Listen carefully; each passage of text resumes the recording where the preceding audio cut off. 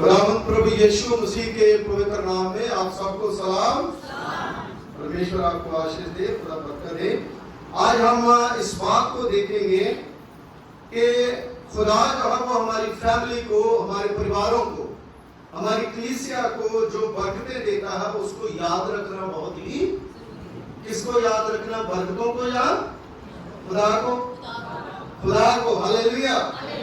तो इसलिए आज का जो मेरा विषय है वो है remember your family blessing. Remember your family blessing. सबको मिली है? हालेलुया। सबको ब्लेसिंग मिली है, सबको खुदा ने दिया है। इसलिए हमें खुदा की जो ब्लेसिंग है, खुदा के जो उपकार है, उनको याद रखना बहुत ही जरूरी है। भजन संहिता 103 1 से लेकर के 5 तक जो हमने पढ़ा, उसमें से पहली 2 आयतें जो है उस पर हम ध्यान देंगे। हे मेरे मानी यहोवा को, बोलिए क्या? हे मेरे मानी यहोवा को, और जो कुछ मुझ में है मैं उसके पवित्र नाम को। हालेलुया। जो कुछ मुझ में है, ये कौन कह रहा? हाँ जी, किसने ज़बूर लिखा? दाऊद नबी कह रहा। किसको कह रहा है? हाँ, अपने मन को। कभी अपने आप से बात करी है ना? दूसरों से सब बातें करते हैं, है ना? खुदा से हम बातें करते हैं, लेकिन कभी अपने मन से बात करी? दाऊद नबी जो हम अपने मन से बात कर रहा है। जब हम अपने मन से बात करेंगे तो कुछ ना कुछ परमेश्वर जो है वो हमें, खुदा का कलाम, प्रभु का वचन बताता है कि दाऊद नबी अपने मन से बात कर रहा है कि जो कुछ मुझ में है उसके पवित्र नाम को, जो ब्लेसिंग, जो आशीष, जो बरकतें, बेटे बेटियां, हर चीज, राजा तुमने मुझे बना दिया, सब कुछ के लिए तेरा धन्यवाद। बरकतें हमारी ज्यादा हो तो धन्यवाद इतना सा।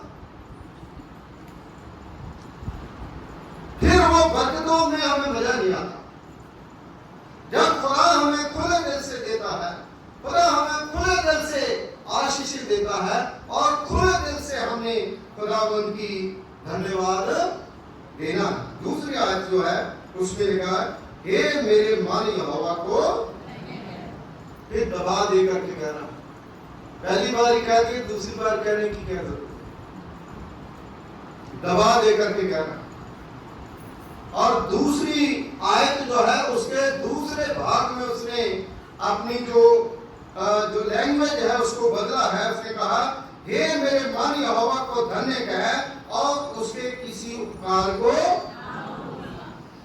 क्या हमारी को खूबी है ना कि हम पैंट शर्ट पहन के टाई लगा ले,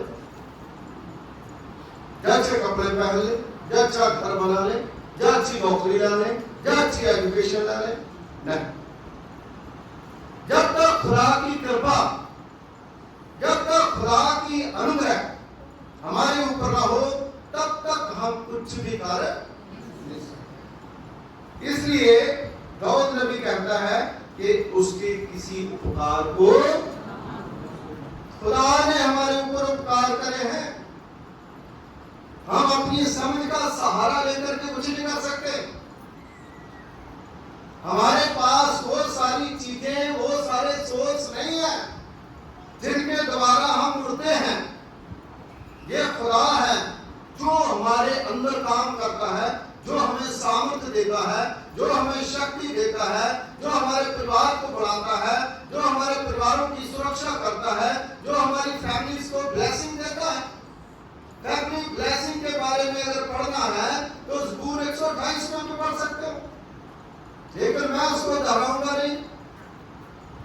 खुदा जो हमें ब्लेसिंग देता है जब हम उससे डरते हैं, जब हम उससे, उसके मार्गों पर चलते हैं। क्या हम उससे डरते हैं? क्या हम उसके मार्गों पर चलते हैं? उसकी ब्लेसिंग लेने के लिए, उसकी आशीष लेने के लिए अपना दिल और दिमाग उसको नीचे रखना पड़ता है खुदा के सामने।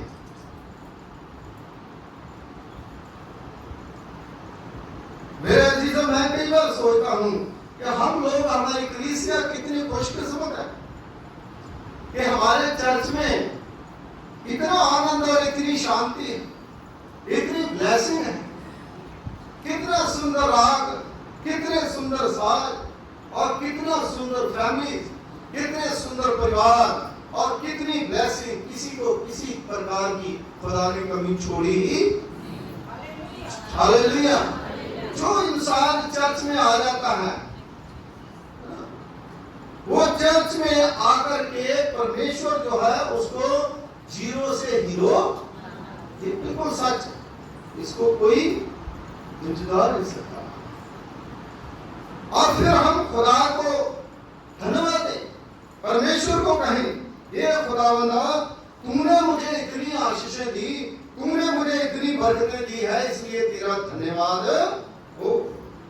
व्यवस्था विवरण उसका 6 बाब उसकी 12वीं आयत में अगर आप पढ़ें तो वचन में लिखा है, तब सावधान रहना, तब सावधान रहना, कहीं ऐसा ना हो कि तुम यहोवा को भूल जाएं। एक बड़ी सावधानी का जिक्र, सावधान, अलर्ट, कहीं यहोवा को भूल ना जाना, और जो तुझको दास्तव की गुलामी से निकाल करके लाया। इजरायली लोगों को जो वहां पर ईंटें पाते थे, जो वहां पर मजदूरी करते थे, हम भी ऐसे थे, हम सब लोग ऐसे थे, हमारा पिछोकड़ जो हम ऐसा है ना, मिट्टी धूल में काम करने वाला। और खुदा कहता, क्या तुम भूल गए हो? तुम्हें नहीं पता तुम्हें कहां से मैंने निकाला, किस गुलामी से मैंने निकाला है, और तुम वो कहां कहां मैं लेकर के घूमता रहा। सो मेरे अजीजों, इसलिए वो कहता सावधान। सावधान तब कहा जाता है जब कोई गड़बड़ हो, सावधान तब कहा जाता है कि खतरा है। इसलिए खुदा का कलाम जो हमें बताता है कि सावधान रहना, तुम वो नहीं थे जो आए हैं, पहले तुम वो नहीं, पहले तुम ये नहीं थे जो पहले थे। मैंने कहां पर, वहां पर क्या था, लोग पक्का घर नहीं बना सकते थे, गाय बैल नहीं रख सकते थे, है ना, वो राजा की मर्जी से कुछ नहीं कर सकते थे, बुरा हाल था उनका, उनको मजदूरी नहीं मिलती थी, सब कुछ उनका बर्बाद था, उनकी फैमिली लाइफ जो है बिल्कुल बुरी लाइफ थी, बुरी तरह से उनको जो है वो टॉर्चर करा जाता था। लेकिन खुदा कहता है कि मैं तुम्हें निकाल करके लाया हूं, इसलिए कहीं तुम मुझे भूल। अब देखिए अपनी अपनी फैमिली, अपने परिवारों को, हम अपने आप को देखें। इसलिए दाऊद नबी कहता है, हे मेरे मन, अपने मन से बात करना। मैं भेड़ बकरी चराने वाला था, मुझे कौन पूछता था, अपने भाइयों को खाना वाना दे नहीं जाता था, है ना, खेतों में। तो परमेश्वर ने उसे चुना, और चुना उसे नजीर बना दिया, उसे राजा बना दिया, उसे आशीषवान बना दिया। ये सब और सब खुदा का प्रताप है और परमेश्वर की महिमा है। इसलिए हम जो हमारी ब्लेसिंग है, जो हमारी बरकत है, उस पर गौर करें और खुदा को हमेशा धन्यवाद दें। Hallelujah, hallelujah. खुदा हमें निकालता है हर मुश्किल से, खुदा हमें हर परेशानी से बाहर निकालता है। व्यवस्था विवरण और उसका 8वां बाब उसकी 16 और 17 आयत में जब हम पढ़े तो वचन में लिखा है, जो हमें मिलता है हमारी सामर्थ से नहीं मिलता। आज कोई कहे मेरे पास बहुत बड़ी गाड़ी है, उसकी क्या सामर्थ है भाई, क्या ताकत है इसकी? सामर्थ कौन देता है? कौन देता है? हाँ, आज बुखार ही चढ़ जाए तो देखो कैसे मतलब बुरी हालत हो जाती है ना। बीते 2-3 दिन से मेरी भी यही हालत है ना। मैं सोच रहा था चल किसी को दे देंगे, लेकिन खुदा ने अपनी सामर्थ दी है ना। कई डॉक्टरों ने फिर दवाइयां भी लिख के भेजी, सेंड भी करी। मैं अगर दवाई खाने से तो मेरी और प्रॉब्लम बढ़ जाएगी। खुदा को कहा तो खुदा ने क्या कर दिया, ठीक कर दिया। कौन देता है सामर्थ? ये परमेश्वर देता है। और खुदा की सामर्थ से बड़ी और कोई सामर्थ नहीं है। इसलिए खुदा कहता है कि जो कुछ तुम्हें मिलता है ये तुम्हारी सामर्थ नहीं है, प्रभु हमें सामर्थ देता है। ऐसा बाइबल में लिखा। खुदा हमें ताकत देता है, तभी हम काम कर पाते हैं, तभी हम जा पाते हैं, तभी हम मेहनत कर पाते हैं, तभी हम कुछ कर पाते हैं। इसलिए वचन में लिखा है, परंतु तू अपने परमेश्वर यहोवा को स्मरण रखना, याद रखना, क्योंकि कहीं ऐसा न हो कि तुम्हें संपत्ति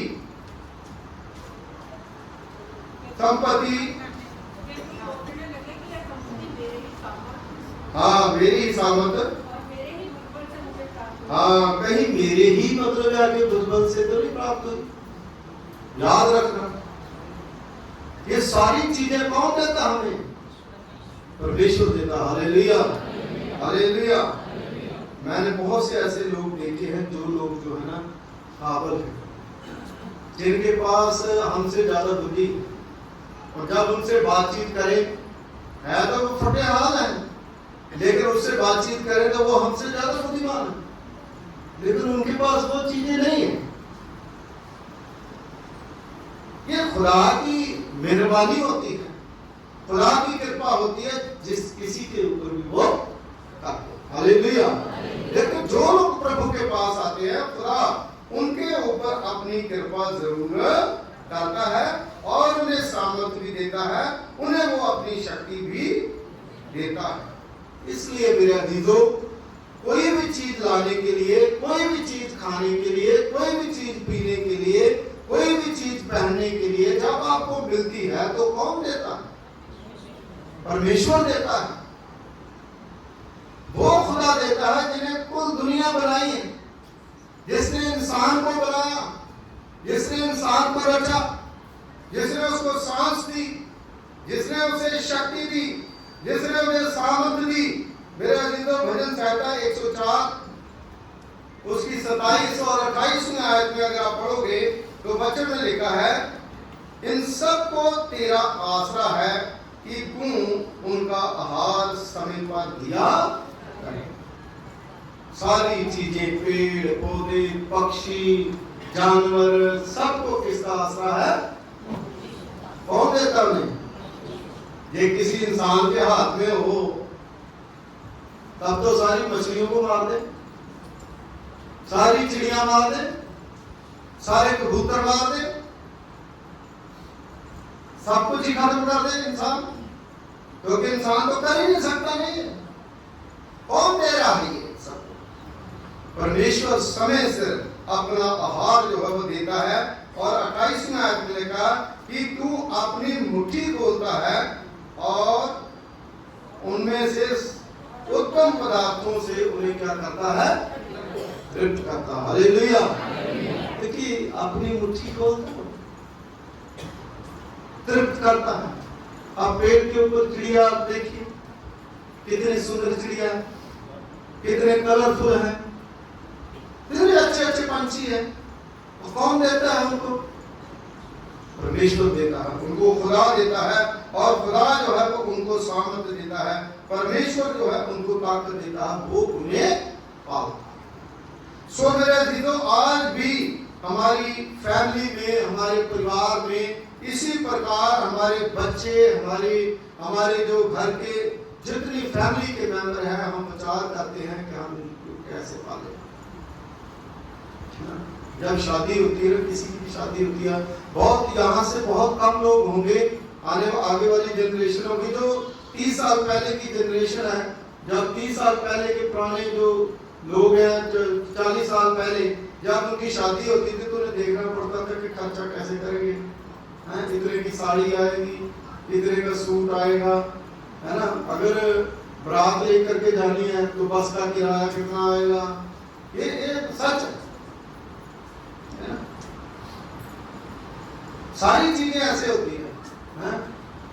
पहले गुलगुले निकालते थे, कितने गुलगुले निकालेंगे तो कितना गुड़ लगेगा, और कितने उन्होंने दिए कितने उनको दे रहे हैं, ये समस्या थी हमारी।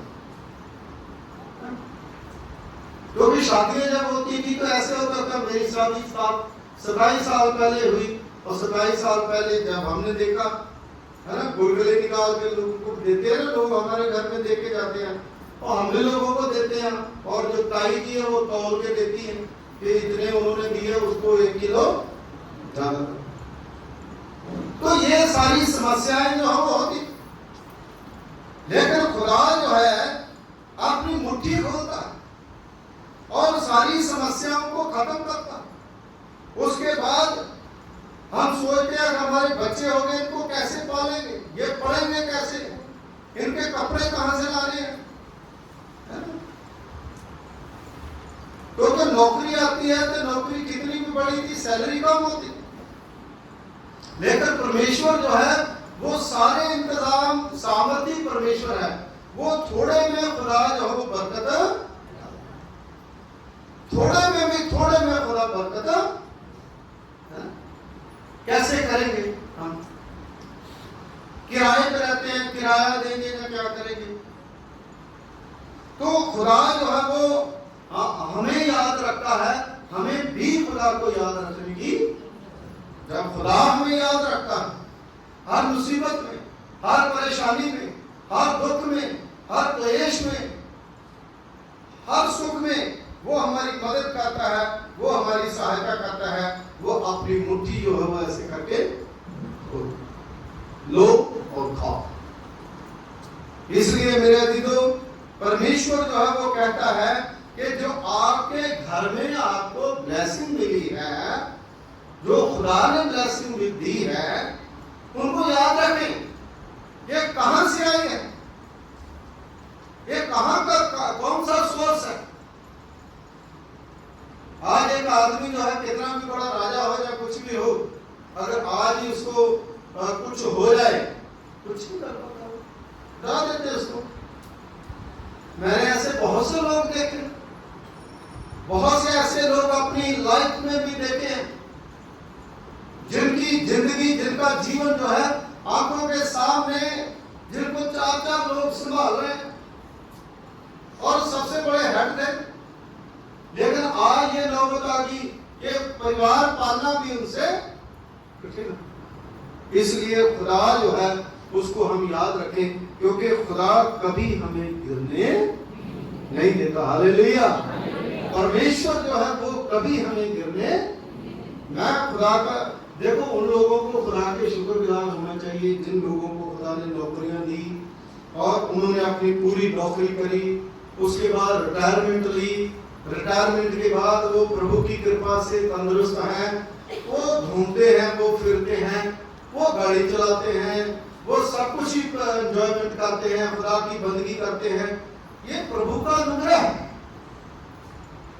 ये तो आजकल ऐसा होता है, बहुत से लोग जो नौकरी भी पूरी नहीं कर पाते। ये प्रभु की दया हम लोगों के ऊपर है ना, खुदा की दया जो है वो हमारे ऊपर होनी चाहिए। मेरे जी जो 27 साल पहले जब मेरी शादी हुई, तो उस समय मैंने सोचा कि भाई शादी हो गई है ना, तो एक बच्चा भी है, अब कोर्स के ऊपर कैसे जाएंगे, ट्रेनिंग करने के लिए, कॉलेज पढ़ने के लिए कैसे जाएंगे, बड़ी मुश्किल होगी, सोचना पड़ता है ना, किराया देना, आना जाना कितना मुश्किल। तो मेरी बड़ी बेटी सना जो है वो छोटी, बिल्कुल छोटी थी, तो वो जब हमने जाना था, पहली तो असेंबली जाना था, इतनी बीमार पड़ गई, छोटी सी बच्ची बीमार पड़ गई, फिर टिकट कैंसिल करवानी पड़ी। हमने सोचा पता नहीं क्या होगा कि मर्जी, जो थोड़ा थोड़ा पैसा बचा था उसके ऊपर लगा, लेकिन खुदा ने करा। उसके बाद फिर से हमने हिम्मत जुटा करके दोबारा जो है वो टिकट जो है वो करवाई। फिर 4 साल ट्रेनिंग करी। ट्रेनिंग करने के बाद फिर दोबारा मतलब है कि हम आए। तो मेरे कहने का मतलब है कि चीजें कम हो तो कोई बात नहीं, खुदा हमारे साथ होना चाहिए, परमेश्वर हमारे साथ होना चाहिए। जब खुदा हमारे साथ है तो परमेश्वर जो है वो अपने आप ही हमें ऊपर उठा देगा। Hallelujah, hallelujah. इसलिए कभी डरने की बात नहीं है, घबराने की बात नहीं है। एक फैमिली लाइफ जो है अगर खुदा के साथ आप गुजारेंगे हो तो खुदा जो है आपको कभी भी गिरने नहीं देगा। सब चीजें पूरी हो जाएगी, सब चीजें जो है खुदा अच्छी करेगा। और यहाँ पे जितनी फैमिलीज बैठी है, बहुत सी फैमिली ऐसी मैं जानता हूँ जिन्होंने इतनी सख्त मेहनत करके अपने बच्चों को कहां तक पहुंचाया। और इस चर्च का यही एक सबसे जो खास एक मकसद है कि जो नौजवान बच्चे इस चर्च में आ जाते हैं उनको पता चल जाता है कि आगे हमने करना क्या, क्योंकि हम सिखाते हैं हमें। क्योंकि दुनियावी तौर पर भी हम स्ट्रॉन्ग होना बहुत जरूरी है। एजुकेशन जो है उसके बिना हम क्या करेंगे। इस फैमिली में कोई पहले क्या होता था, हर फैमिली में जो 1-2 लोग पढ़ जाते थे वो बाहर निकल जाते थे तो वो बड़े अच्छे हो जाते थे और बाकी जो है कई बार रह जाते थे। अभी भी कई बार ऐसा ही है ना। जो पढ़ लिख करके शहर में आ जाते हैं वो उनकी फैमिली आगे जो बच्चे होते हैं वो आगे ज्यादा और तरक्की कर जाते हैं। तो इसलिए जो खुदा की ब्लेसिंग है, प्रभु की ब्लेसिंग है, वो बढ़ती ही जाती है, मल्टीप्लाई होती जाती है। हम आगे ही बढ़ते चले जाते हैं। बहुत सी समस्याएं, बहुत सी परेशानियां, जहाँ कोई नौकरी हो, जहाँ कोई मिनिस्ट्री हो, जहाँ कोई बाइबल मिनिस्ट्री हो, जहाँ कोई भी हो, हर किसी में कोई ना कोई मुसीबतें जो है वो आती है। लेकिन जब हम खुदा साथ हमारे रहता है तो प्रभु जो है वो हमारी फैमिली की रक्षा करता है। क्योंकि वचन में लिखा है अगर यहोवा परमेश्वर घर की रक्षा ना करे तो रखवाले का जागना। खुदा जो है वो हमारे और हमारे परिवारों की रक्षा करता है और प्रभु जो है वो हमें आगे बढ़ाता है और हमें हर चीज देता है। आप बिशप साहब ने जो जिम्मेदारी जो है वो दी है इस डिस्ट्रिक्ट की, मैं तो ऑलरेडी यहाँ पटियाला डिस्ट्रिक्ट का डीएस मुझे तो पता नहीं था, लेकिन बिशप साहब ने विश्वास करके बटाला डिस्ट्रिक्ट की भी जिम्मेदारी दी तो बटाला डिस्ट्रिक्ट पटियाला पूरा पंजाब ही बन गया। तो जे एक मेरी को खूबी जाकर मेरे से तो ज्यादा पढ़े लिखे और मेरे से ज्यादा बुद्धिमान पासवान है, लेकिन ये खुदा की एक योजना होती है कि कुछ समय के लिए हम लोग कुछ करके परमेश्वर के लिए कुछ करें, प्रभु के लिए कुछ करें। आप चर्च में आते हो, आप लोगों के लिए खुदा की कोई योजना है, आप चर्च के लिए कुछ करें, प्रभु के लिए कुछ करें, चर्च बनाना है उसके लिए कुछ करें, अपनी फैमिली के लिए कुछ करें, अपने बच्चों के लिए कुछ करें।